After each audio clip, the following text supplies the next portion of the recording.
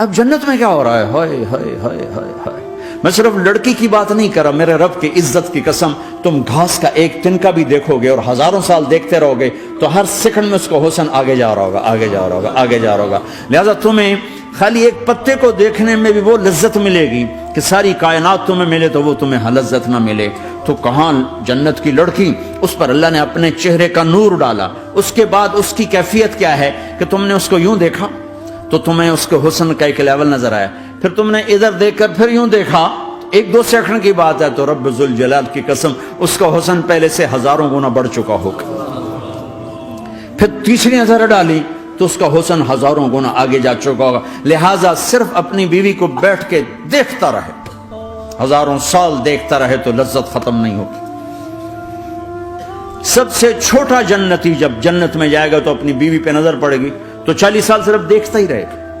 تم تو 4 منٹ بیوی کو نہیں دیکھ سکتے، لڑائی شروع ہو جائے گی. وہ تمہیں نہیں دیکھ سکتا، کیوں دیکھی جانا؟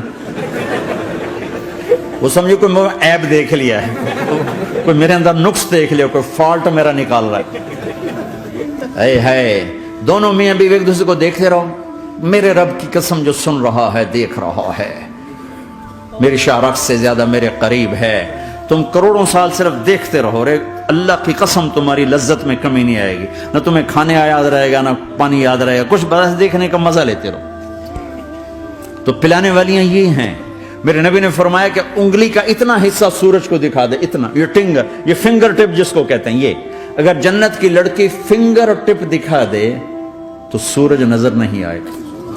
سورج جیسے سورج کے سامنے تارے نظر نہیں آتے، جنت کی لڑکی کے فنگر ٹپ کے سامنے سورج نظر نہیں آتا.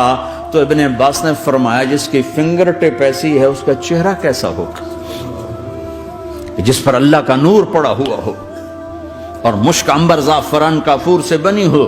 مستورات بھی بیان سن رہی ہیں، وہ ڈپریشن کا شکار نہ ہو جائیں تو ان کو بھی خوشخبری سناتا ہوں کہ میرے نبی نے فرمایا جنت کی اس عورت سے جس کا میں نے ابھی ذکر کیا ہے، اس سے ایمان والی عورت 70,000 گنا زیادہ خوبصورت ہوگی. اور ایک دفعہ ام سلمہ نے پوچھا یا رسول اللہ دنیا کی عورت کا درجہ زیادہ ہے یا جنت کی عورت کا؟ تو آپ نے کہا دنیا کی عورت. کہا یا رسول اللہ وہ کیسے؟ ان کے ذہن میں وہ خیال تھا کہ ہم تو مٹی سے بنی ہیں، بڑھاپا بھی آتا ہے، موت بھی آتی ہے، پیشاب بھی ہے، گندگی بھی ہے. وہ تو مشک عنبر زعفران سے بنی ہیں، موت بھی نہیں، بڑھاپا بھی نہیں، پیشاب بھی نہیں، پخانہ بھی نہیں، تو وہ تو بڑے اعلیٰ ہیں.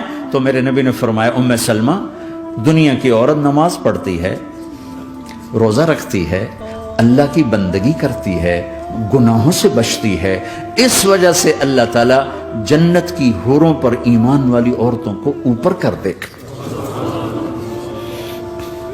تو یہاں پلانے والے کون ہیں؟ جنت کی لڑکیاں، جنت کے خادم فرشتے. ایک وی وی آئی پی کلاس ہے، وی وی آئی پی کلاس، اس میں اکثر غریب لوگ ہوں گے، اکثر ریڑھی والے، کلچے والے، چھولے بیچنے والے، اگر وہ اللہ کے فرما بردار ہیں. ورنہ غریب اگر اللہ کا نافرمان ہو تو اللہ اس پہ زیادہ غصے ہوگا قیامت کے دن. اللہ اسے کہے گا پیسے والے کو تو پیسے نے دھوکہ دیا، تمہیں کس چیز نے دھوکہ دیا؟ تم نے مجھے بھلا دی. تو وہ وی وی آئی پی کلاس میں اکثر غریب لوگ ہوں گے، مالدار بھی ہوں گے جنہوں نے اللہ کو راضی کیا. تو وہاں کیسے چل رہا ہوگا سیشن؟ وہاں یہ ہے ہائے وسقاہم ربہم شرابا طہورا، وہاں اللہ خود پلا رہا ہو. آؤ آؤ، تم نے برمنگم میں روکا، یہ لے میرے ہاتھوں سے لے، یہ لے اپنے رب کے ہاتھوں سے پی. اب دونوں کا مقابلہ کر لو، کون سا سودا لینا ہے، کون سا چھوڑنا ہے. زنا سے بچو کہ میرے رب نے خوبصورت پاکیزہ لڑکیاں تمہارے نکاح کے لیے تیار رکھی ہوئی ہیں. حرام سے بچو کہ عالی شان گھر اللہ نے تمہارے لیے بنا کے رکھے ہوئے ہیں. ایک اینٹ سونے کی، ایک چاندی کی، ایک موتی کی، ایک یاقوت کی، بیچ میں گارا مشک کا، گھاس زعفران کی، اور ان کی جو اوپر چھت ہے وہ اللہ کا عرش ہے. تو اللہ بلا رہا ہے آؤ تو صحیح، تھوڑے 4 دن تو ہیں. آنکھ بند ہوئی اور تم زندہ، لوگوں کی نظروں میں مر گئے، اللہ کی نظروں میں جی اٹھے.